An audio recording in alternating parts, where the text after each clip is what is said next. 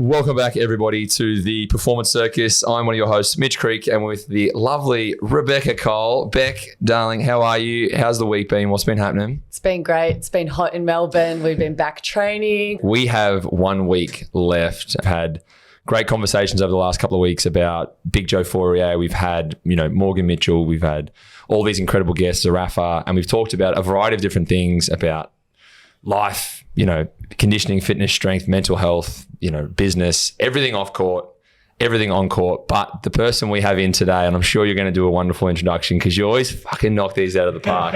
Do I? I'm going to let you take this one away. I'm super excited. This gentleman is someone who I've admired for a long time. He comes to some of our games. I reached out and I was like, mate, what are the chances we get you on the podcast? And he said, absolutely yes. So please, Beck, take it away. Don't fuck it up though. This is a big one. Well, his highest rank was number 8. Look at the voice. I can't wait for this.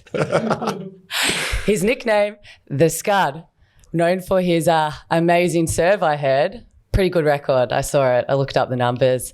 And maybe a little bit of a bad boy he was seen here on the Australian tour, which is such a joke when you go look back at how tennis has really changed. But it is the one and only Mark Philippoussis. There we go. Thank you so much for having me, guys. Thank you so much for being here today. I have admired you for so long, not just for what you've done throughout your tennis career, but I think even life after tennis, you've done such a great job of, accepting the highs and the lows that's going to come with it, I guess, forming an identity after a career. But let's go back. Let's start kind of, as a child, you've come up and tennis has been brought into your life. When you were younger, was it yourself? Was it a passion you just picked up and you had, admiration for certain other athletes that played the sport, or was it something your family was into? Talk us about your upbringing through the early days, your family, and then transitioning into the life of tennis and how it came about. Well, tennis kind of came out by accident. My father was playing with a friend of his. He used to play, I guess,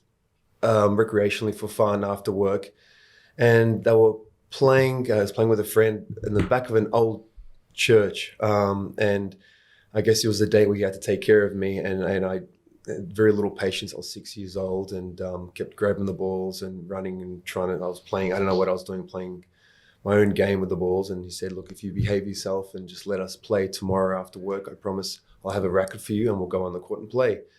So I did behave myself. The next day he had a racket for me, and that's how it started pretty much. After, long days of work, he still went out and hit with me, and I fell in love with the sport. I fell, tough to look back, but I just fell in love with the game, and I'm a very competitive person, and I think I fell in love with the fact that it's just you against that other player on the other side. How if you win, it's on you. If you lose, it's on you. And what you did wrong, try and come back stronger, try and improve, but also that you've always got a chance to win.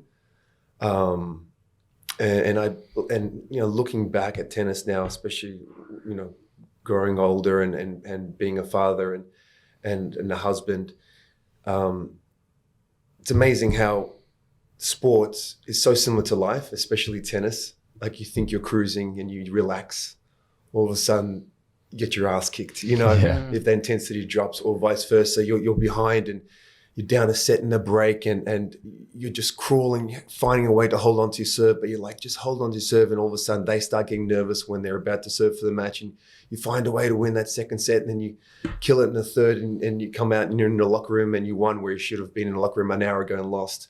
So then all of a sudden, you keep on going, you don't quit, and all of a sudden you won. And so there's so many lessons that are similar to life, which I fell in love with the sport. But I'm sure it's the same with basketball again, but unfortunately, if you're down by 10 and there's 30 seconds to go, it's pretty much done. So that's another thing I love about the game of tennis. You're down 6-love, 5-love, 40-love, you still have a chance to win. Yeah, I tried to play when I was in Puerto Rico last year and I was terrible. The court was an old asphalt and it was a big crack down the middle, so that's why I blame my bad serve. But it sounds like, you just speaking about that, I felt like such a love and a passion for looking back, and almost like the compassionate side of you comes through, and I can hear it straight away. It's like, it's not there anymore, but it's something that lives so much a part of you. Just like it is for me. Like I feel there's parts in my life right now where I could, I look back and I'm like, fuck, like I never thought I'd be in this position. Like I never thought I'd be running around in this position, on a Saturday night in front of 10,000 screaming fans. And, I'm sure when you start out and you're hitting a ball and you're being a bit of a brat and you're just running away being a hooligan, that you thought one day I'm going to be playing on a world stage on the circuit and the tour. Is that where, as you go through being a teenager and you start to, be recognized as a bit of a scout and a development, like this person's got a little bit of talent. At what point was it where you said, all right, I'm going to give this a red hot crack. I'm going to apply myself. My family's going to help me along the way. Who was it that inspired you to continue to keep playing? Did you have role models as you grew up in the tennis era? Well, there was players that I looked up to without a doubt. And I looked at all the top players from what they brought to the game. The biggest thing is if you're looking at a complete player as far as the game, my idol was Boris Becker because he had that big all-around game. He serve and volleyed. He stayed back, hit big from the baseline. He came in, he would dive, big serve. He had that complete game, which I loved. But there were other aspects of Stefan Edberg, Pat Cash, the way they volleyed, the way they chip and charged. Ivan Lendl, his ground strokes, Agassi Courier, the ground strokes and off forehand, for Jim Courier. So there were so many players that I admired and looked at trying to, of course, learn what they did, but then add my technique, I never wanted to copy anybody. I had my own technique all the time, but I wanted to get the best things from them and just put it into my game. But if there was a certain time that I remember something clicking and going through and going, oh my God, this is what I want to do, is when I was 12 years old. I was representing Victoria for under 12s, and we went to Perth. And I remember walking in this club and just seeing matches on the court and people clapping. I thought there were hundreds of people. They were just the parents. There might have been 20, 30 parents clapping. But for me, it was like, I was like, oh my God, this is what I want to do. Even though I was playing tournaments when I was 9, 10 years old, that I was winning or losing in the final and doing well, good enough to represent my state under 12s. Still, at 12, I was like, this is what I want to do for the rest of my life. I knew it. Like specifically, it was crazy when I walked in and looked around that club. It was just, there's no secret sauce. You go to work, you grind. And I did that with my dad. And as I physically got stronger, he pushed me more. And he said at any time, if you want to stop, no problem at all. You can stop. You don't have to, if you feel like it's too hard, then you'll go to school, then you get a job like everyone else. Or you want to push and you can have an incredible life, a life that I never had, And so my vision became his vision. My dream became his dream. He actually, at the time, he worked in a bank and gave out banking over 10 years. And there was an opportunity for him to go to Sydney to do a course where he ended up becoming the manager of that bank. And he said, sorry, guys, I can't do that. And he's like, this is what you've been waiting for. And he goes, my son wants to become a tennis player. If I do this, I'll have no time for him. So he gave up his dream. He bought a car and became a taxi driver. So he could drive taxis while I was sleeping. And then he could, and then sleep when I go to school, and we can train in the morning and train in the afternoon. So from a young age, family has always been priority. That's how I was raised. My family is number one, was way before tennis, always number one priority for me.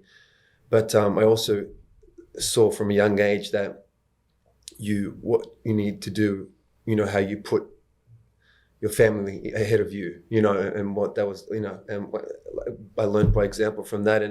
And as I physically got stronger, I would just wake up in the morning and he'd get me out of bed and we would, go on the court and grind and hit balls. And there was a club that you'd have to, when it was dark, you'd put like 20 cents in, and then you put a certain amount of money and then you'd have a certain amount of light, and then even sometimes we would, just try and find change so we can have a certain amount. It's like, okay, today we've got 30 minutes. You gotta be ready to go. We warmed up, ready to go, and we get 30 minutes. As soon as that 20 cent piece is in, you better be fucking warm. Yeah. In the winter time, like when it was, when the sun didn't come up to way later, right before school, and I'd go to school, and after I would just be grinding again. It's simple as that, and then I had that dream every day. I just saw it, and then I remember we would go on fishing trips as a family, we would do fishing trips and we'd drive, to Lake Eildon or Lake Entrance, 5 hours, 6 hours. And I was in the middle console, right in like a little van, which definitely wasn't a seatbelt back in the time. And he would, we would talk in Greek. He would tell me, if you train hard and that. And my dream was to have Fila, because Boris Becker wore Fila. My Fila was like one of the most iconic brands. It was Italian owned back in the day, and it was just luxury, and I remember for my 30th birthday, my parents got me a t-shirt and matched top and matched shorts, and I freaking slept in that thing. At the time when do you still have it somewhere? Take it off, it stinks, like it needs to be washed. Like, no, it's never coming off. And I remember now you call it visualization, but we had no idea. We were doing it every day. You're going to work your ass, you work hard, it's and that, no one can stop you. You'll be able to do what, you're going to get people knocking on the door for you to wear their stuff, for you to give you rackets. I'm like, for free? I'm like, not only for free, they're going to pay you. They're going to pay me money? Yeah, they'll pay, and we just visualized it. But we put the action as well with that visualization, and it became incredibly powerful. And at the age of 16, things went into another level because I got physically strong. I was always tall for my age, a little chubby, but always tall. And then I had even more of a growth spurt, I guess, at 15, where I became a little lanky, kind of pigeon-toed. You know what I mean? That kind of Bambi. Yeah, nice. and then, just to understand. So when I was training every day, like 13, 14, 15, at the end of the training or part of the training, I would, after the forehands and backhands and volleys, whatever, I would serve for 1 hour, just 1 hour surfing as hard as I can for 1 hour. And of course, 13, 14, they're missing by 2 meters, they're missing by this. My dad's like, just keep serving hard, keep as hard as you can, as hard as you can. Without understanding, we're developing that arm, and then all of a sudden 15, 16, when my body physically got stronger, then everything came together for me physically. And then I could hit, I'm not exaggerating, where I could hit, put a ball there, put a dime. I could hit dimes on the corner, like where I wanted. And then that's when I started playing these international, the junior tournaments, and people got to look at me. And then I was in the semi-final of Wimbledon, the juniors. And then after semi-final of junior Wimbledon, I signed a 5-year contract with Fila. Massive. Nuts. That's yeah, cool. Nuts. At that age too. I was 17, so I signed a 5-year contract with Fila.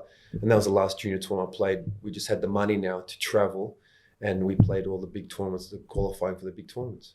So you spoke about your dad, and your dad was your coach for ages. Mm-hmm. We've had previous episodes where our family is super important to us. Yes, to help us on the court, but like you said, off the court, they're a massive role in, what we've done and who we've become and what we've achieved. Can you explain a little bit to us about how important your dad was for that early stage in your career, before you went pro, as well as tennis it's so different to a team sport.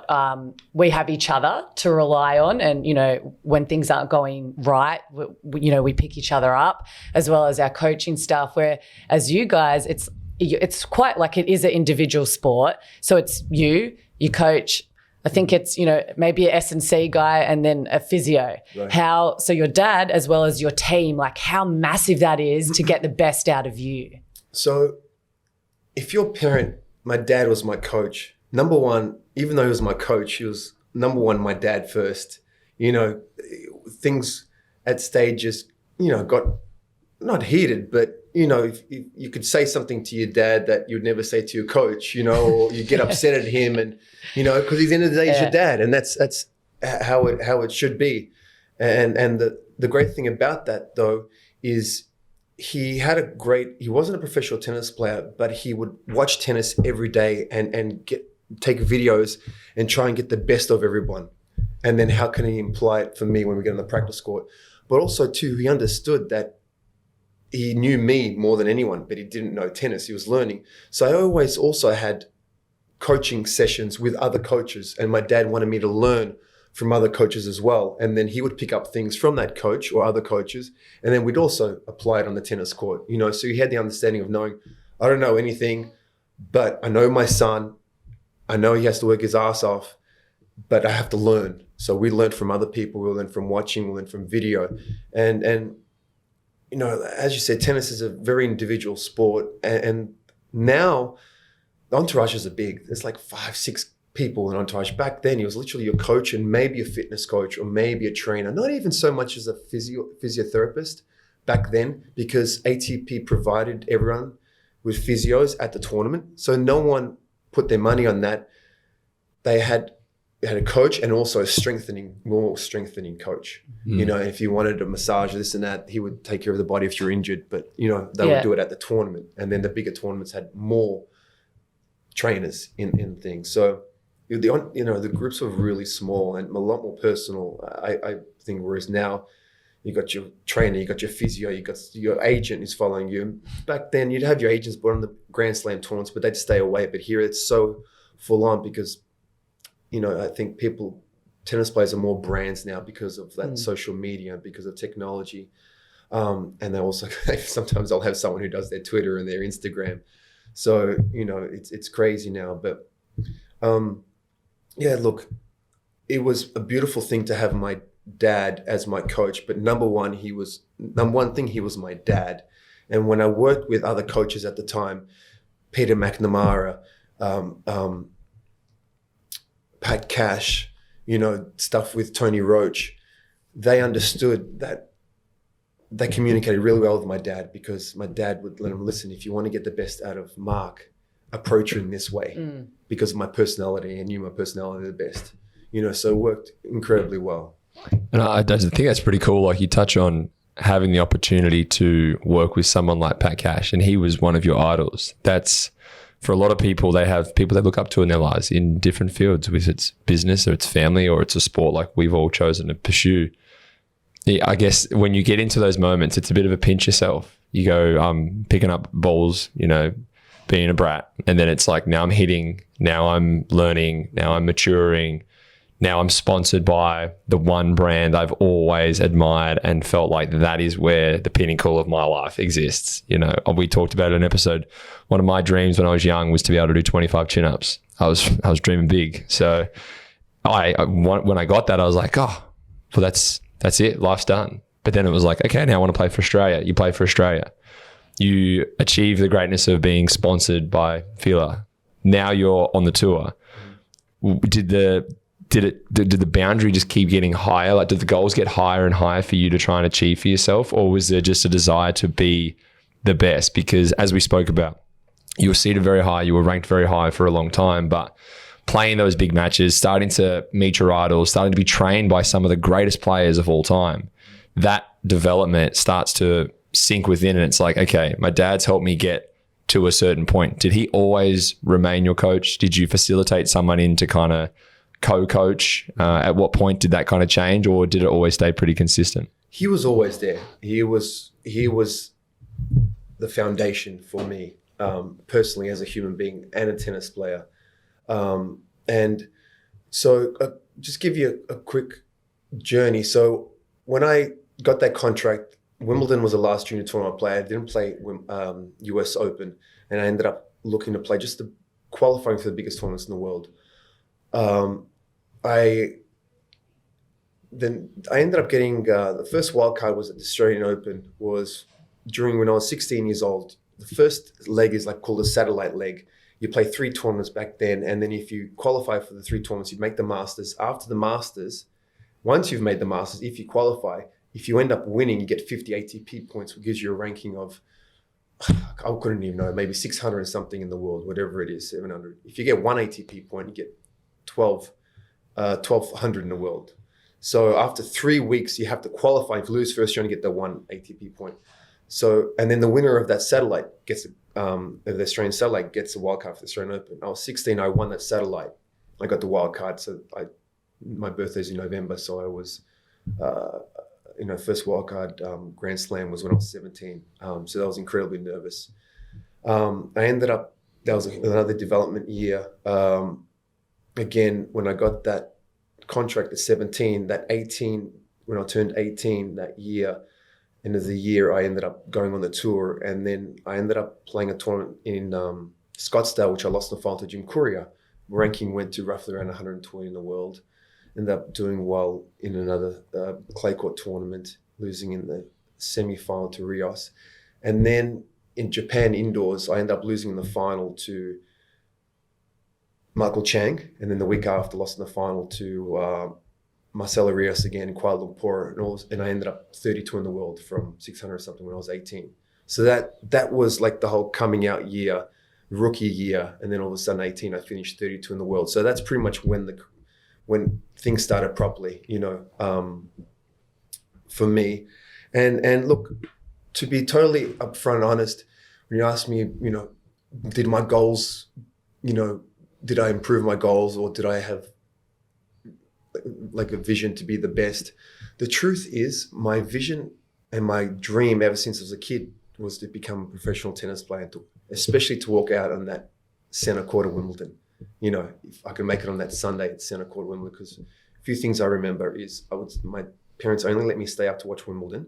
And I remember Boris Becker winning as a teenager at 17, then 18, and then Pat Cash winning it and climbing the box. So they're three things that I just vividly remember and that I dreamt of doing. And I think there's certain things that happen in your life. One thing I wish that I had no idea or understood the power of was writing things down as far as goals as a kid. And I was a kid, 18, but I was also a young 18-year-old. Even when I was 22, I was a young 22-year-old, mature and playing tennis and what I was doing, but just in the mindset of I just was a kid. I didn't really have that going to birthday parties, I think, because everything was tennis for me. So all of a sudden, I started enjoying myself when I was a pro. And then you literally get given the keys to the kingdom, and then no one's saying no, Everyone says yes and gives it to you. Yeah. And you're doing well, so that's why they're saying yes as well. But also, too, you work hard and all of a sudden you end up buying a car that you had a poster of as a kid, and you end up being able to buy it. And I'll tell you a quick funny story. So my first car, which I'm embarrassed to say, was a Ferrari convertible. That is your first My first car. I was 18. Shut up. And I Must be nice. And I bought it in the countryside of London. I couldn't even wait to get back. I was with Peter McNamara, and he lived in London in the countryside, and I didn't even want to wait 2 weeks to get back home to Melbourne. It was just so ridiculous. I had zero, patience. And I remember going in and looking, and I'm like, God, I can't get a Ferrari. I've got to get a Porsche because I don't know how to drive a manual. And they didn't make Ferraris in automatics, but they did make. And I drove out. I'm like, I don't give a shit. I'm buying a Ferrari. And I drove out with, I swear to God. And I remember the owner of that thing just sitting there going, just looking at it going, yeah. Be in next week for a shaking his gearbox. head. So I'm going, see you later, guys. and I learned how to drive a stick in that car. But anyway, and so two pivotal things happened in my life. When I was very young, when I was 13, 14, my father had cancer, and they didn't give him, they gave him 6 months to live, and he beat cancer. Amazing. And I was so young, didn't really understand. I knew that something was, but he did incredibly well to hide it with his chemo. And then he came back when I was 19. Came back when I was 21. But when I was 18, 19, my dad he was hard on me. We worked hard. My dad was fair, but he was hard on me. And then I remember I was getting ready for the Atlanta Olympics. And I ended up having a lump behind my ear, like near my, and I remember my dad saw it one day, and I ended up getting it tested before the Olympics, and we had to wait till after the Olympics, till I got back, and I played Atlanta, and he come back, and came back benign. It was nothing, and it was the craziest thing. He came back, and we got the results, and my dad didn't say anything. He never raised his voice again in his life after that. He must have sworn to God that, please, I won't be hard, just please there was a shift that happened in my life without a doubt, because before that, my dad was fair but strict. Even when I'd come up, I'd play a match, if I'd throw a racket or showed any kind of bratness on the court, he'd kick I'd come off the court and he'd tell him, because he said, you want to be, he let me know from a young age that if you want to be sponsored, no one's going to sponsor you if you're not a gentleman and you do not carry yourself well, and you need to be looked up to. And I never threw a racket. Yeah, later on I was very well behaved, but if I would get to a point in my match where I would just lose it, I would disintegrate the racket, smash it, put it away, and then I was good. You know what I mean? I wouldn't go on, because also I didn't play better if I got angry. Yeah. If you're a guy that maybe played better, like a McEnroe, it's a different story. But I played worse if I was emotional or angry. Emotional in a positive sense was a good thing. But if I would be angry and just mumble and mouth off, I couldn't play. So I knew not to do that, because it didn't benefit me in any way. So that was a big shift that a lot changed that day with me. And sometimes I wonder if he kept on pushing me like he did when I was younger, could something also be a little bit different as well, to be honest with you. And another thing as well is, I've written one thing down once in my life. I wish I never had the thing of putting something. I wish I had put a post, a small thing on the wall of the rankings, and then written my name on top at number one. I didn't do that. I wish I had done that. My dream was to win Wimbledon and Davis Cup. That was my dream. That was the only, and I wish I had visualized more. And I remember 2003 Italian Open, I had bought the Tony Robbins Unleash the Power Within.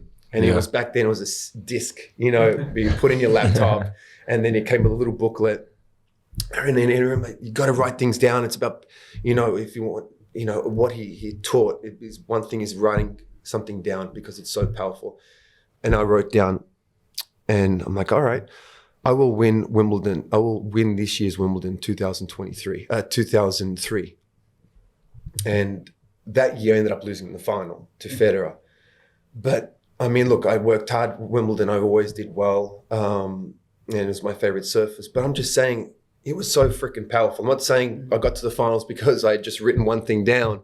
Of course, a lot of things on the way. But I wish, with answering your question, I wish I'd given myself bigger goals. I wish I'd written it down. I wished I didn't stop dreaming past the point of a kid. I want to be a professional tennis player and, win Davis Cup, Wimbledon. I've won 2 Davis Cups, the biggest highlights of my life and most proudest moments of my life. But I wish I had pushed myself more once I was there. I know I worked hard. Don't get me wrong. I continued to work hard, but I certainly enjoyed myself. And I wish I was a little more more consistent, like I was in my teens as I was when I was a pro, because the truth is I didn't have the consistency. It would be 2-3 months incredibly hard, and then all of a sudden 1 week or 2 weeks off, and you can't do that at that 1% level at the top. People talk about greatness, and I had moments of greatness, but it wasn't great because the consistency wasn't there. Yeah. And you've spoken about the highs and lows of it all, and like you said, you achieved some of those goals. You won 2 Davis Cups. You did get to Wimbledon. Unfortunately, you lost, but I feel like tennis is such a mental sport. All sport is, but I'm obsessed with sport docos at the moment. And did you watch the Beckham one? Yeah. That was a good one. So good. So good. Yeah. Naomi Osaka's one was really interesting. That was just on Netflix, and then Breakpoint. And I think sport is mental, but because you're by yourself out there, and you said before, you get that passionate exertion. I just need to slam a racket and then I'm good. Yeah. I'm sort of like that as well. If I miss a shot that I know I should make, I'm like, fuck, and then I'm good. Exactly. But you got to the final as well of the US Open against Pat Rafter. And the game of tennis, to me, it's such a roller coaster. The momentum changes in an instance. To me, it's so fascinating because that's something I don't think basketball has the same experience or journey, but what is the mindset you have, one, in the round games, but then when you get to it's center court, it's big time, it's your time to win a championship, a Grand Slam, which I'm sure was also on your bucket list. What is the mindset and the mentality you have? Well, I think you guys can agree. Sports is 90% mental, especially at that level. Everyone's talented at some level as well. Maybe other guys make it look a little bit easier because their technique is a little more fluid, but everyone works incredibly hard and is talented, or else they wouldn't be there. But without a doubt, sporting is, I start telling myself now, is 90% mental. That's for sure. And I've always enjoyed, the more people watching, the better. I was quite a reserved guy off the court, but when I walked on the court, for some reason, it just was my stage. And the more people watching, the more relaxed I was, the better, the more excited I was, the more I was ready for it. And just like you guys know, when you're playing in front of that crowd, that energy, you use that energy, in a positive way for yourself. And it's, especially true, the big Grand Slam, the center courts, but also especially the Davis Cup, when you played home matches. When you played home matches, my God, there was, that finals we played in 2003 in Melbourne, 15,000 people, man. It was incredible. And they get you through, you use them to get you through. But then you also played away when we won in France, in Nice against France in the final. We had 18,000 people against us.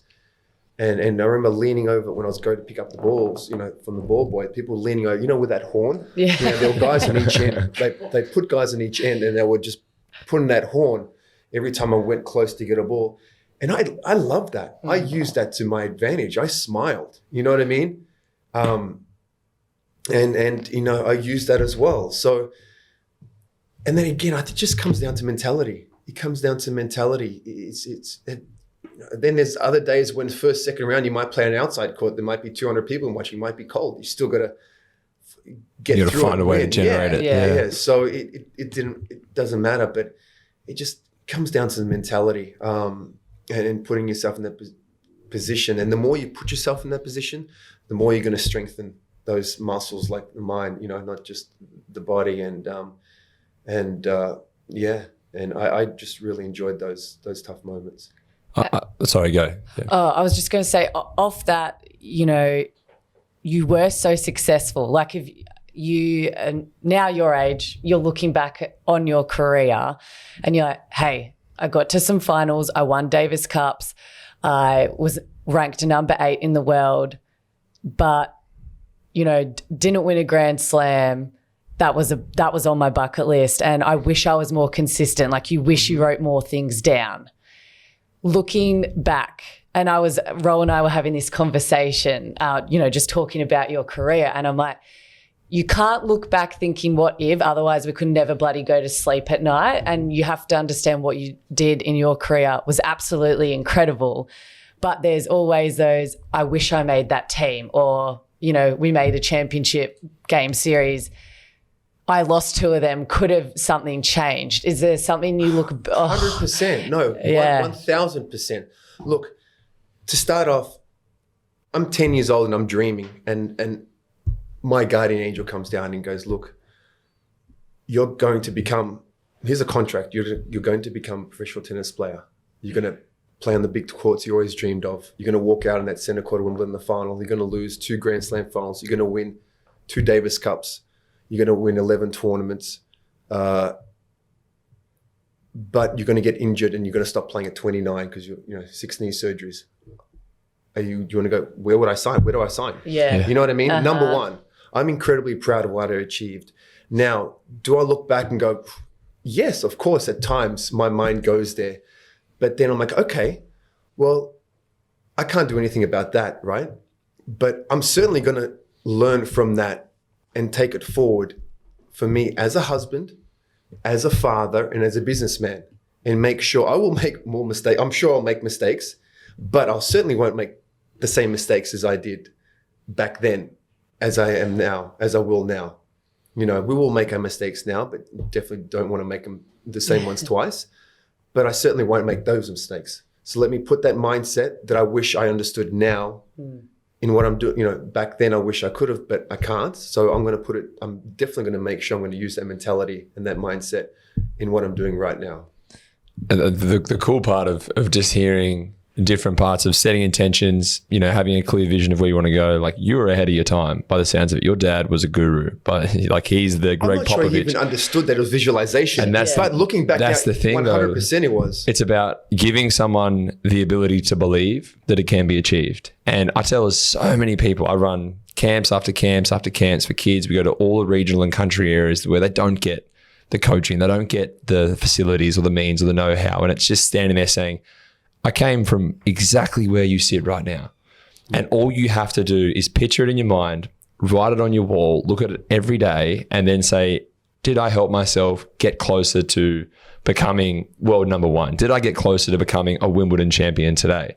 And it seems so unrealistic for so many people to go, oh, well, I can't become a Wimbledon champion. It's like, well, you're not going with that attitude. 100%. You have to intentionally focus on what it is you need to achieve. And by the sounds of it, your dad was so far ahead of his time that literally sounds like every self-help book today, every, you know, bestseller, your dad should be taking royalties from all those companies, because he's seen something that, call it a pipe dream, call it a belief, call it, you know, just, oh, I hope my son has a better life than I do. And that's what we all want. We want our kids to always have more than we had and more opportunities. So, I mean, firstly, hats off to your dad. Secondly, hats off to yourself. You've been able to achieve so much in your career, and yeah, you mightn't have won, you know, some of the big things you've gone after, but you've won in so many other areas of life that inspires so many other people from positions of, oh, I can't make it. I don't think I can achieve that. I think you've been able to inspire so many people. So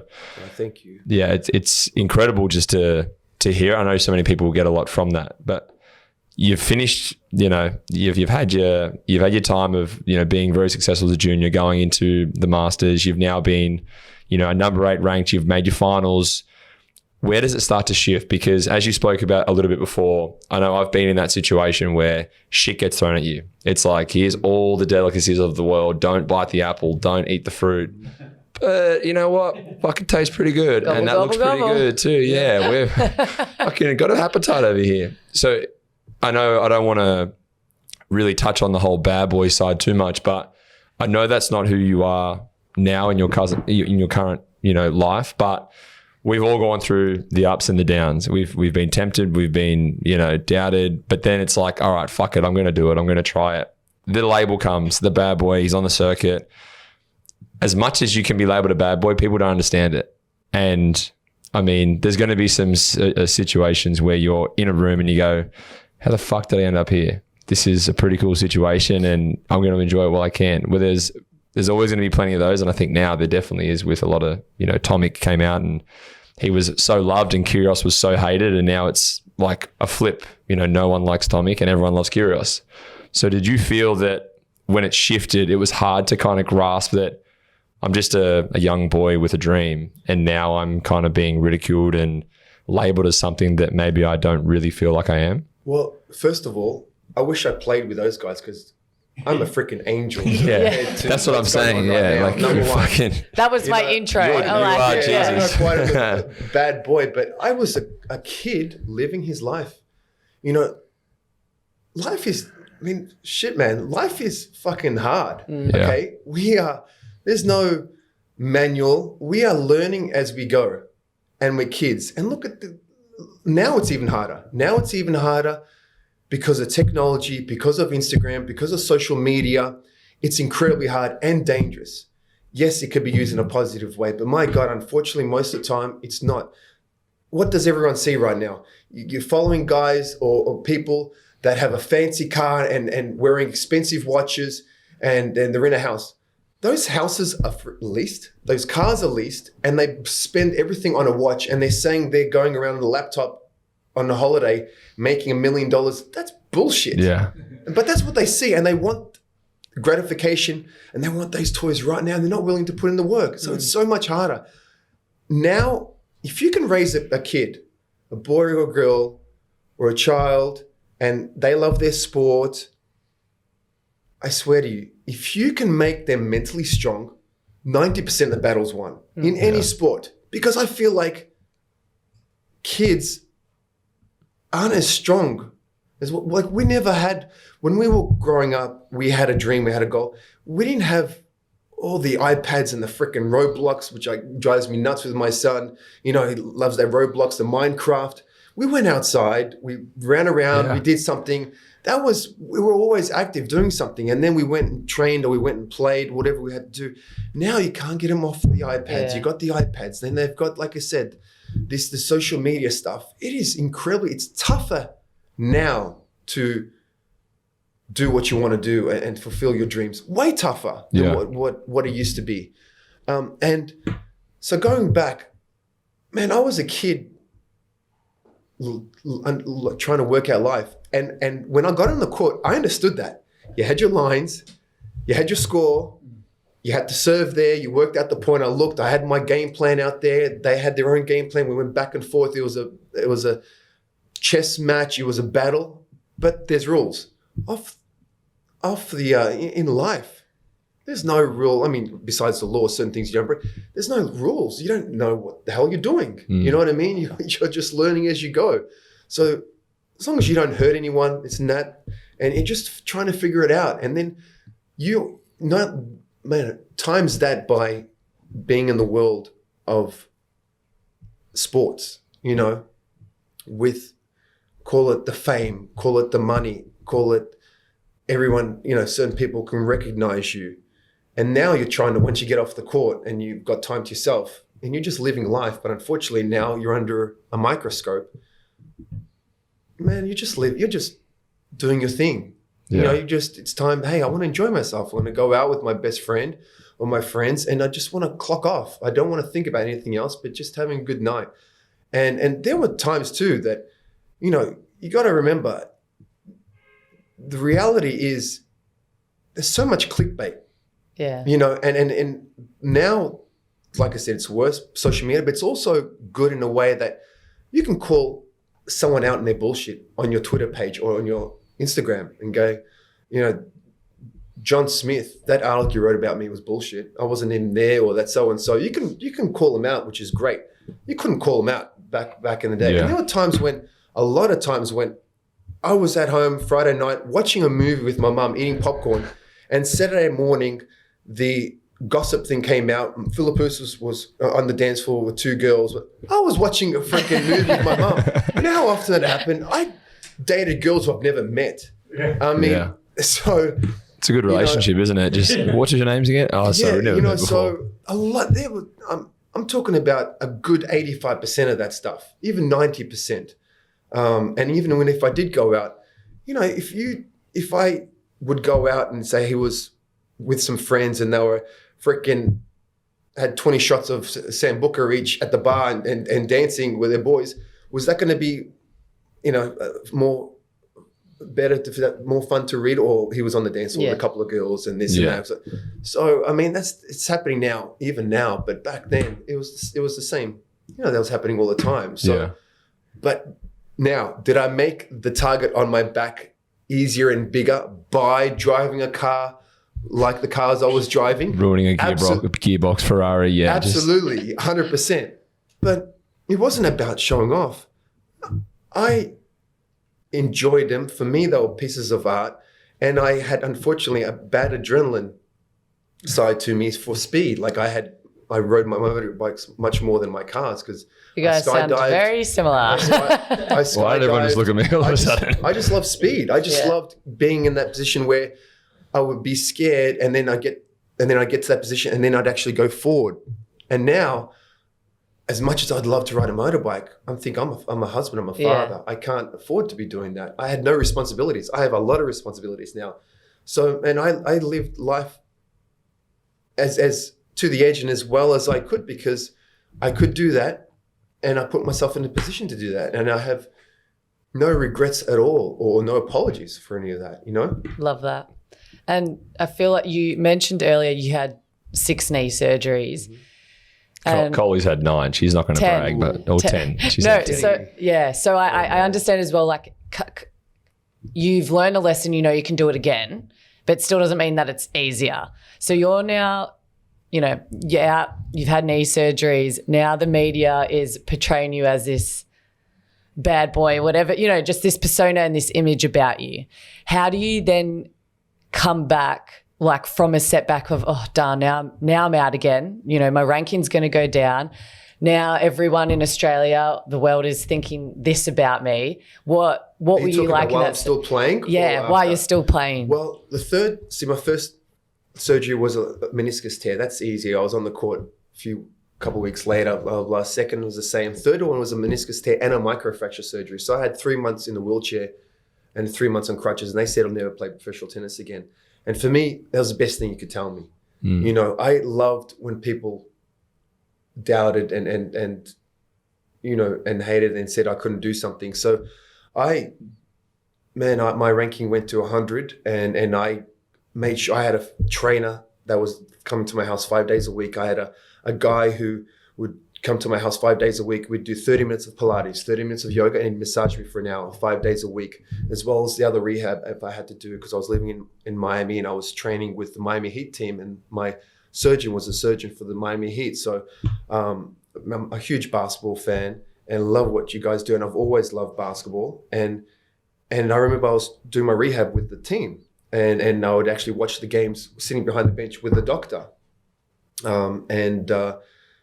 So I just, you know, I ended up that year, over a year later, I came back, ended up 8th in the world and losing the final Wimbledon and winning Wimbledon. I wish I won Wimbledon, winning Davis Cup. So, you know, again, about using those things to your benefit. You know, I had such a strong foundation with my family and my close friends. I didn't have a lot of friends, but there were a handful, but we were like this, and we had each other's back, and we were incredibly loyal. I'm an incredibly loyal person. I'll be there for my friend, whatever it is, whatever you need. That's how we were.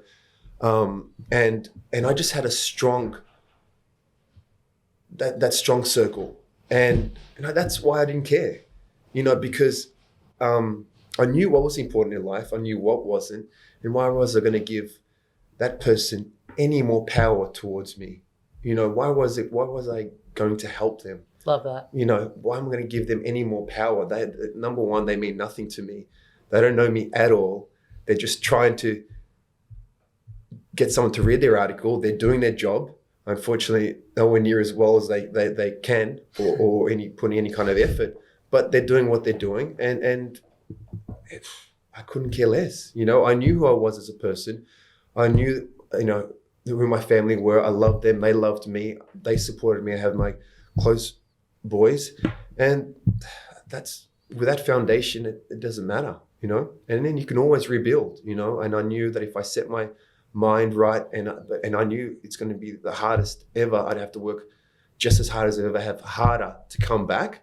Coming back from surgery is one thing, but coming back where you have to rebuild that ranking to get back to where you were is another thing as well. And how satisfying is that? Because I was similar. I think I was 21 and I was told, oh, this was back on maybe my only third or fourth surgery, you're never going to play again. Right. And, you know, you're in a wheelchair as well, you know, dealing with that for 3 months. How satisfying is that feeling? No, those people who said I couldn't, I can. Right. And I worked my fucking ass off, and like, you know, you deserve that. How satisfying was that moment where you got, you know, that ranking? Yeah. To be honest, I mean, it felt good, but it didn't change anything to me. Yeah. I didn't write, you know, something to them and go, ha ha. I couldn't, you know, it didn't, like I said, it didn't bother me when they said it. So I couldn't care less. I was proud of myself, you know, and my whole team, proud of my whole team, and yeah, just still focusing on me, you know, and just enjoying, you know, reaping the rewards of you know, soaking in that final, even though it hurt, you know, going all the way to a final of a Grand Slam is I'm very proud. But at the end of the day, no one remembers the number 2. No one remembers the runner-up. You know, don't go down in history. So that really hurts. So it's a lot of mixed emotions because the opportunity is missed. You don't know how many Grand Slams, like it's, you know, like a normal tournament. Grand Slams is 7 best of 5 set matches over 2 weeks. It's brutal. So that was tough. I'm not going to lie. But to finish off, you know, with the Davis Cup win was I wouldn't trade it for a Grand Slam. And I feel like you were playing tennis in such an iconic era. You had your other Aussie Pat Rafter, but then you had Agassi, Sampras, Nadal, Federer. Like that to me, I'm like, oh, fangirly. Like that is an iconic era. What do you have relationships with those guys on tour? Like, are they your friends, but once you get on the court, they're not, or is it just like you're over there and I'm over here? I think when you played, one thing I realized that it's very difficult to have friends. That final at the US Open, I was 21. I was playing Rafter in the final, and that was very difficult for me. He had won the year before, so it was my first Grand Slam. He had won the year before. That definitely helps, being there in the final again. And we had played doubles together where we won tournaments together in doubles. We were doubles partners. We played Davis Cup. It was tough because maybe I was incredibly nervous, and then sometimes you're not showing too much of this because they don't feel disrespectful to the other, you know what I mean, to that other person on the other end. And it just came out way too nervous and just a lot of mixed emotions. That was a tough one for me. And I realized, look, you have that respect for someone. It's important, but not too much respect, but you have that respect. And once you go out in the court, you're at war, and then you shake hands and it's done, But my close friends, the reality is my close friends were off the court. They were back at home. Or to be honest, I had most of the time one traveling with me. When I had the best year, I had my best friend travel with me because he relaxed me, I had a piece of home with me, and we would work hard. We would go out dinner. We would joke around even after training, joke around, and he relaxed me before matches as well. And it was a beautiful thing. And so, it's just tough to have. But now I see those guys and we have amazing conversations, but it's beautiful because it's nothing to do with tennis. It's about our families. It's about other things. When I see him now on the Champions Tour or see him out in tournaments, so it's a beautiful thing. Things have definitely changed. Now you've your career's it's run its course. Your injuries has put you in a position where, what does the next step look like? Because for a lot of people in a chosen sport and professional world, we identify ourselves as our sport. Right. And I know personally, I've spoken about this a few times on the podcast in different, facets, but it's like I identified myself as a basketballer for so long, and I became so obsessed with that at a young age. That's what I wanted to be. It's who I am. This is me. And then as I got older, I was like, fuck, I don't want to be labeled as that. I don't want to be, oh, you're a basketball. Oh, you're Mitch Creek, the basketballer. I want to be Mitch Creek, the businessman. I want to be Mitch Creek, the entrepreneur. I want to be Mitch Creek, this. I want to help people. Oh yeah, you used to play basketball. Fuck, that's pretty cool. Yeah. So was there that sense of projection placed on you? And then did you feel that? And then once you did finish your career, accepting the fate of, okay, I'm not going to be a tennis player anymore. How did that affect you? There's obviously stuff that we see in the media, but I never, as we spoke about, you never know what you read. Like it could be complete fucking bullshit or it could be pretty spot on. We don't really know the answer, but can you just touch a bit on that and how it felt having the projection of that? Did you feel that? And then once it finished, what was next and how did that affect you, your career, your years after? I think number one, that's very normal because to the public, that's what only they know you as. They haven't gone to have a coffee with you. They don't know you as that human being. They just know you as that tennis player, as that basketballer. So that's normal. But the other thing I must say that I'm not going to say makes it easier, but I think the transition, the fact that my priority is always my family in life has helped and made it a very easy transition. Yes, has my career, did it stop a lot sooner than I thought at 29? Yes. But I also believe because I was playing tennis and that's such an individual sport, for me, the transition wasn't difficult. Now, when you hear guys like football players, when there's 20 guys, 30 guys in a room and you're traveling with those 30 guys and all that, testosterone, and then they don't, and they kind of stop playing. You hear some stories of them getting in trouble because they're going out and having some drinks. They're used to being around 30 other guys and having that testosterone and not being alone. Tennis, you're very much alone. So the transition after tennis, I think, I can only speak for myself, but was an easy one for me after getting over the fact of that it's over. And since you're 6-7 years old, it's what you've known. that is the toughest part. It's like, okay, now what do I want to do now?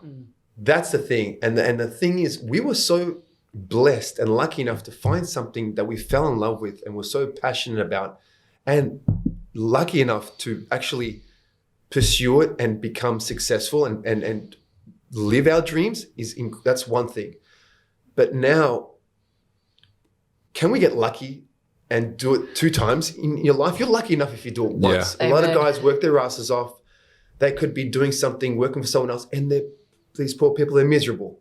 And they're going and stuck in traffic one way, getting the cube, getting back in traffic, going home, and they're exhausted and they're in front of the TV like this, and tomorrow they're going to... We were blessed and lucky. We worked our asses off, but we were very fortunate enough to be waking up and be excited to wake up and go to work. And if you can find that, you're successful. Now, once we've stopped, can we find that again? And I'm blessed enough to have found my wife, who I also believe that I visualized the amazing, beautiful person that she is, and then the heart that she has. And we had 2 healthy kids. So I'm incredibly blessed, number one. And that's my priority, you know. And now, yes, I have a business that I focus on and I go to, you know, every day, and I focus on my clothing. But those guys are my priority. And now I'm lucky enough, you know, to have found that again twice, you know. I'm passionate enough to be waking up and doing the things that I want to do. One thing I promised myself, though, when my career was over, is I will never do anything that I don't want to do. You know, put myself in a position because of the money and do something because it's so good. It's hard to say no to. I don't want to do that. I'd rather say no and do the things that I want to do. That's one thing I promised myself, especially since I've become a husband and father, because my time is too valuable to be. Do you find that that's actually also hindered you at times and held you back? Because sometimes it is easy to say, I'm going to do this for the money. I can do this campaign, or I can invest in this, but I don't care about it. It doesn't satisfy me. It doesn't make me feel good. Turning down that sometimes for your own higher peace and your own, you know, self-worth and self-love.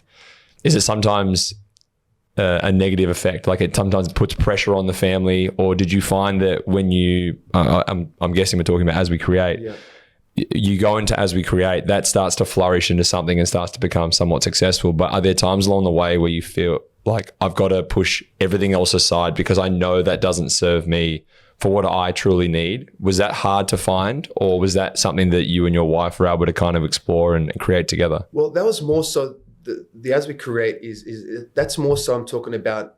Still, I play probably 6-7 exhibitions a year for tennis, you know, and you know, because I work so hard, I've put myself in a position where I still want to do that, because it'd be stupid not to take advantage of what I've built and created, because I playing the Legends doubles, I absolutely love. I do it at Australian Open, at Wimbledon. I commentate, I love it. The TV, the sponsorship stuff, the clinics, I love that. And you know, I get paid well, but I feel like I've earned that, you know, over my career, and it'd be stupid to say no. But I'm talking about a certain thing going out, you know. There was, for instance, even coaching. I love coaching, but I can't get on the tour. I can't be with these guys how they want me to be with, because I got my family at home. And, you know, you get asked to pay, you know, they pay you, you know, good amount of money. But sometimes that's the one where it's like, God, you want to help, you want to do, but I can't be away from my family. Yeah. You know, that's in certain position where, not that it hurts at the start, but it's like, oh, fuck that one. That was a good one. I said no, but as soon as you say no, you just put it behind you and you get to work. It's like, you know what? I believe I'll wake up. I've got my goals every day. I work my ass off. You set that, you know, that attraction, the law of attraction. I personally believe, you know, you're a magnet. That'll come back to me in somewhere down the line, I believe, and times 2, times 3. I just got to stay in my path and be loyal and believe in my path that I'm doing the right thing. And obviously you're staying close to tennis. I really felt that we've been so lucky to wake up and do what we love every single day. I was having a conversation about that with someone earlier, and the transition from being an athlete to not, am I going to find that again? And I'm similar with you. I'm only going to do stuff that really makes me happy, and I'm going to put my time and intention towards that. And I love that you're still being involved in tennis. Like you said, I feel like it's just in your blood. That's all you've ever known. And you touched briefly on coaching. You were with Tsitsipas. How was that experience as well? Now, like, you were the player, Right. and now you are, the coach. Is that a really different experience? Definitely, and more difficult, stressful, because when you're a player, you're in control. When you're a coach, you're not in control. You're in you do the best you can to try and put them in a position so they can go out and do the best they can. But you're in the player's box, just you're stressed, because you care. You want them to do well. So that's definitely tough. It's a lot tougher coaching than it is playing. Yeah. And then can you you have the brand As We Create. Can you tell us a little bit about that? Obviously, this is a passion and, a real joy of yours that you're doing with your wife. Can you tell us a bit about maybe what lays behind As We Create? So As We Create, I started a T-shirt line in the States when I was living in San Diego. I was making it in LA and it was in all the cool stores, Fred Seagull Man, Barney's New York, Isetan department store in Japan, doing really well. And when my son was born, my heart wasn't there. I didn't want to drive and I didn't want to take up the time it was taking as a father. So I stopped it. But right before I stopped it, Justin Bieber got caught taking a picture wearing one of my tees. So it kind of blew up and went crazy because I guess there's people that follow him and they tag what he wears. And I said, I love this. I want to do this when I moved to Australia. It's something I really want to do because I made so many mistakes that I want to learn from, and so As We Create is it's a luxury basic brand that everything is made ethically in Melbourne, Australia. It's organic, 100% organic cotton. And it's just everyday, just comfy stuff, your T-shirts, your hoodies, your fleece. It's pre-washed and softened and pre-shrunk. And it's just, that stuff you just want to, after you finish work, just put on and just chill. It's the comfy stuff. But more importantly, we're working on the active line because that's the future of the brand, is the active lifestyle brand. And I launched now with shorts. I've got a little package in. I hope you love them, but eventually, this shit out. So we're actually, my wife's designed the women's line. Yeah, I'd love to send you that when that becomes available in around 3 of months. course. So, I know someone that's got a ripper six pack and appreciates her own ass more than anyone else's in the world. I don't know who I'm talking about right now, but yourself. Got a model. You'll make your stuff look better. Right? And that's my everyday focus is that, and I love it. And I have big dreams, as I dreamt about in the tennis thing, I dream with this. I want to make this huge, and it's and this is a slow play. This is about building a brand, so it's going to be building it very slowly, but I'm excited about it. I really love that, and I feel like I want to talk to you a little bit about that, like in between phase of. You were on SAS Australia, and obviously I feel like that shit really just cuts you down and I guess makes you realize a little bit about yourself. And, Definitely. You were very vocal when, you'd stopped playing and you're like, hey, now I'm not making the money that I normally am. And now I feel like I'm letting my family down and I can feel that passion you have for your family. And now you're in that transition phase. How was that journey? And I guess looking back and, that was very open and raw and the great of you to share, because I think people see, the top of the iceberg and the lights, but they don't see actually what's going on underneath. It's real and it's raw. And that's what this podcast is literally all about. How was that journey? And I guess, how do you feel now coming back out of it? Hey, I've found a new passion.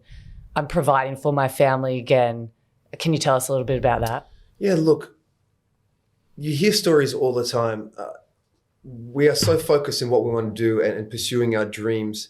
And all of a sudden, I came Western suburbs boy, knock on wood, we had a house to live in, we had food on the table. So we were blessed, but certainly didn't live a life of luxury at all or anything like that. And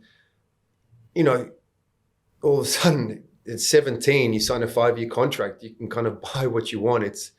It's very weird, and you educate yourself on the body and your tennis and all that, yet the most important thing, life, but money, and I think one thing you realize is I'm definitely talking that and slowly educating that with my son.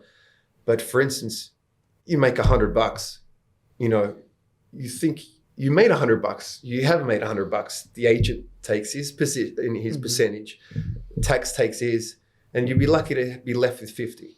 You know what I mean? Yeah. But all of a sudden you think, man, I got $100 to spend. and you're spending $100 and no one has ever told you, no, it's not $100 still. And, and so things happen, you get injured and you're used to a certain lifestyle and you're still living that lifestyle once you're injured. And tennis is one of those sports where if you're not playing, you're not getting paid. Yeah. I think certain other things, I think basketball, see the guys in the States, I don't know what it's like here, but football, they're injured, they're sitting down, but they still get their $67 million thing for the year. It's like, it's nuts, but your ranking drops, your contract also drops because there's a percentage on it if your ranking goes down. And if you're not playing, you don't get the prize money, you don't get the appearance fees. So a lot of stuff like that. So you end up getting a position where, especially after some, injuries and hard things where, certain thing happen and you get, tough life lessons and they become a blessing, and that's why I spoke about that, about the mistakes. And that's definitely part of the mistakes I made that, look, okay, I've made those mistakes. I'm certainly going to make sure that I'm even going to educate myself more on that side, completely understanding all those things and make sure it does not only doesn't happen again, but I put myself in a stronger and better position than I was when I was playing. Yeah. I think it's really funny because I just remembered a conversation I had with my sister maybe a couple of weeks ago. And when COVID went on, she was in New South Wales. She came to Melbourne because the borders are closing. And then little did we know Melbourne was going to turn into a lockdown fest and we're going to just party in the house 24/7 and go crazy. But at that time, I remember, and my sister and I have joked about this a lot of times, but she had came down and she had no job, no work, no income, nothing. And she had no prolonged period of understanding of how bad this shit was going to get. I remember having a phone call and it was her feeling like she'd been married, she'd bought a house, they got divorced, they sold the house, then the financial troubles came and then your car breaks down, something happens, and then it was like, holy shit, now I'm kind of left with nothing. I remember having a conversation and her being, I said, look, let's just try and apply for Centrelink. Like, let's just go and like everyone else fucking uses it. Like, why don't you try and use it? And the funny thing of it is the lesson she learned was when they called and they said, okay, so show us your finances. And she goes, I have $0 in my account. And they go, do you own 100% of $0? And she's like, yes, I own 100% of zero. And I sat there and I was like, fuck. And I was sitting on my phone that night and I looked back when I was in Adelaide and this was my 4th or 5th year as a pro. I was just about to go into a captaincy and basically an NBL fans MVP. And I had no idea about finances, about structure, about accountability, about tax, super, agents, fees, everything. And I thought I was in a great position. And then all of a sudden it shifted. And it only happened one time in my life. But I remember looking down and my sister was struggling then as well. And I said, I'll send you some money. And I went into my account and I looked at it and I was like, fuck, I don't have any to send. And I remember I took a screenshot and I still have it. And I use it as a motivation not to be like, I need to make millions of dollars, but it's like, I need to be financially stable. That'll never happen again. To have choice that my family, future family, my direct family, and if anyone in my tight circle of 4 people needed anything, that I'm able to not give, but I'm able to help. I'm able to put something in place to maybe facilitate you generating something. And I think what you talked about there was no matter how high you rise, you can always fall. And no matter what routine you're already in right now, it can be broken. But that also goes from if you're not in a routine and you're not at the highest highs and maybe you do feel like you're at ground zero, there is an ability for you to really make something of it. You have to be relentless. You have to set that intention. You have to write it down. And yes, you're one of the greatest Australian tennis players of all time and one of the most recognizable names in tennis across the entire, universe. But it doesn't change that you're a normal human being. Mm-hmm. You're from the West Side. You're you're one of us. You're everyone. Everyone's the exact same. And you set that intention and you look back and go, I should have set more intentions. Right. I should have visualized it more. And I think if people listen to this and say, I can start to project more for myself. I can intentionalize and I can vibrate at a higher frequency. And if you listen to the other episodes and you listen to this now, you know what the vibration is, you know the frequency. And if you haven't, go back and listen because it's so powerful. And to hear one of the greatest of all time talk about it, should really re-emphasize the importance of setting intentions, setting goals, going after it, putting it into practice, finding out the pros, the cons. How do I get better every single day? And I know I look back and I go, fuck, I'm so motivated just to be happy with what I'm doing, but then also to be able to fulfill my own needs in my life and then those around me. So I think that lesson is one we all need to take home. And I appreciate the honesty, because it's never easy saying, hey, I had a lot and now I have fucking nothing, but I learned I'm never going to have nothing again. 100%. Look, you're going to get your ass kicked. That's life. It's impossible for it not to happen, but we have two options when that happens. And unfortunately, it's not easy to do the second one. But the first one is you sit on your couch, you go through your emotions. The first one is you're scared. You feel sorry for yourself, then anger comes, or you sit in your coat, you're sitting on your couch and you blame other people for where you are. Then you look at other people that are successful and say, they're lucky there. Or you get your ass off the couch and go, fuck, I don't know how I got here. Well, I do know how I got here, but I'm going to make sure, I'm going to remember this time because I'm never going to be here again. 100%. And you come back 10 times stronger than you ever were. Yeah. 100%. Yeah. That makes you, things happen for a reason in life. I believe, and they could be unfair at times and they can hurt. And you're like, what's the reason for this? It's bullshit. It's terrible. They're terrible things, but you've got options when they happen. Okay, so this has happened now. I'm not going to change it. I can't change it. So what am I going to do now? And I think you just got to ask yourself the question, and whatever you decide to do, how badly do you want it and what are you willing to do to get it? Yeah. Simple. Love that. It's good. I love it. Now, look, mate, every time we do one of these awesome podcasts, Champion look after us very much so. Now, I know this may not be filler, but it is Champion and they are absolute gurus. You can see the old hot dog on the shirt here with Beck. Very cool. I've gone the plain black because I've tried to go back about 7 years in age with this haircut. But we have 2 Champion quotes. I'm going to read both of them out. You're going to pick one of them and why it best relates to you. Okay. So the first one, you miss 100% of the shots you don't take. And the second is, there's no elevator to success. You have to take the stairs. I love them both. That first one with Michael Jordan. But the second one, I'm going to take the second one.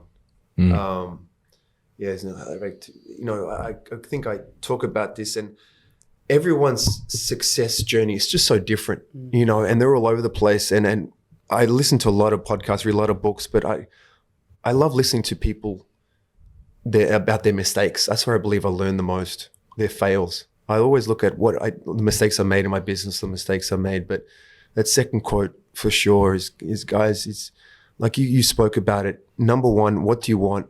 You got to visualize yourself doing it and seeing it, whatever it is, whether it's playing a sport, whether it's starting a business, whatever you want to do. If you can't see yourself there, it doesn't matter how hard you work. Like, what are you working for then? Like, there's no purpose when you wake up. So, and it's just, the funny thing is, even sometimes I'll go somewhere and there's an elevator and I see stairs. I'm like, fucking take the stairs, don't take the elevator, but, yeah, man, no, I love the second one. The first one's big too, though. Love it. Well, look, mate, these are yours. You'll be trendy as all hell now. You could have to take it off in 15 minutes because it's going to hail, but we really appreciate having you in. It may not be as we create, but it is Champion and they are absolute legends. So massive cool shout out brand. to Champion. And thank you so much for being really open and honest with us today. I feel that this is why I love doing this podcast with Creaky, because I feel inspired, like just after speaking to you, and I want to go be a better version of myself. So we appreciate your time. I feel like you wrapped up this episode just defining, how you can be better, and every mistake or failure is a lesson and there's so much to learn from it. So thank you, Mark, so much for coming on. And all the listeners out there, if you loved this podcast, I know I did, please like, share, subscribe, leave a comment for us. And this is a Performance Circus with Mitch Creek and Beck Cole, and we'll see you guys at the same time next week.